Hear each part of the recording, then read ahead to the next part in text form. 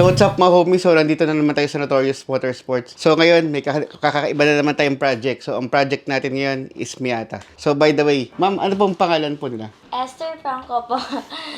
Galing po kami sa Marikina and nagpapagawa po kami ng muffler.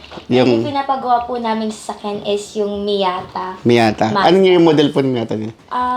Hindi ko po sure eh. 2024 yung nakalagay. Okay. So ito po. So ang pinagawa po nila is headers, intake, exhaust. So ang gusto nila is medyo maingay. So abangan na lang natin kung ano magiging tunog niya.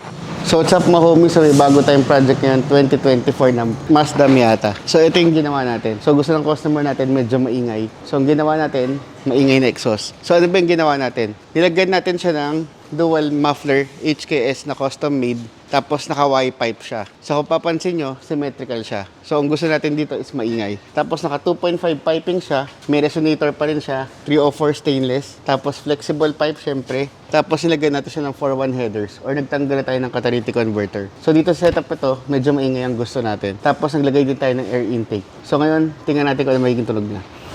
So what's up mga homies? So ito na yung finished product na ginawa natin. So itong product na to, it is air intake. Nilagyan natin ng Dynatec na filter.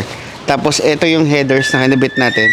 Yung 4-1 na headers. So ang habol natin dito, maingay at mabilis sa setup. So ngayon, pakinggan natin kung ano magiging tunog niya.